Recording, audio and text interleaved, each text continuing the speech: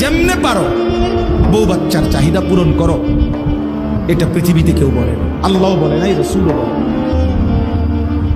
তাইলে এই যে নিজেকে ভুলে যাওয়া, নিজের ঈমান, নিজের আমল, নিজের আখিরাত, 20,000 টাকার একটা চাকরি করে, 18,000 টাকার একটা চাকরি করে, এই সামান্য কদ্দুর চাকরির জন্য জোহরের নামাজ পড়ে না, আসরের নামাজ পড়ে না, সামান্য একটা চা দোকানদারি করে, একটা অটো চালায়।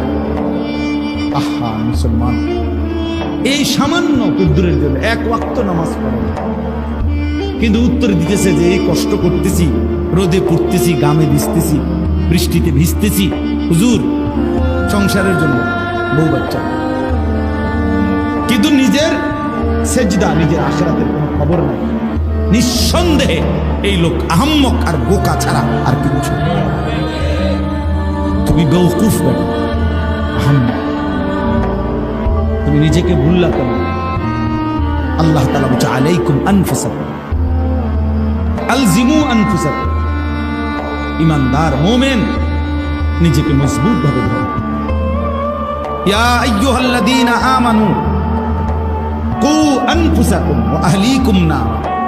আল্লাহ বলছে হে ঈমানদার, নিজেকে জাহান্নামের আগুন থেকে বাঁচাও এবং পরিবারের সদস্যদেরকে জাহান্নামের আগুন থেকে বাঁচাও।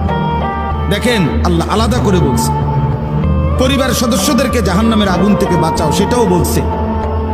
আবার আলাদা বলছে নিজেকে জাহান্নামের আগুন থেকে বাঁচাও, কু আনফুসাকুম। আগে এটা বলছে। অর্থ কি? অর্থ হইল জীবন চলার পথে যদি কখনো এমন হয় যে স্ত্রী সন্তানও আর আল্লাহকে মানে না, নামাজ পড়ে না, সেজদা দেয় না, হাজার চেষ্টার পরেও, হাজার বলার পরেও ঘরের মানুষগুলো আর আল্লাহ খুদা আখিরাত মানে না, আল্লাহ বলতে চাচ্ছে বান্দা তখনও মুমিন তুমি নিজের একা হলেও নিজের জাহান্নামের আগুন থেকে বাঁচাও। একা হলেও জাহান্নাম থেকে বাঁচতে হবে, একা হলেও, একাই যুদ্ধ করতে হবে। এই কাজেই নিজেকে ভুলে যাওয়ার কোনো সুযোগ নেই। হাদিসের মধ্যে আছে, ওই ভাই তোমরা এই অটো থেকে নামো, নামো মিয়া, এত এত জমিদারি স্টাইলে ওয়াজ হয় না।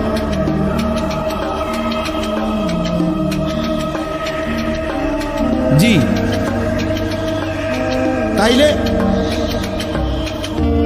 এটা জরুরি। হযরত হুযায়ফা রাদিয়াল্লাহু তাআলা আনহু একজন সাহাবী, হুযায়ফা অনেক বড় সাহাবী। তো উনি একদিন নবীজি সাল্লাল্লাহু আলাইহি সাল্লামকে জিজ্ঞেস করেন, যাদেরই বসার সুযোগ হয় বল,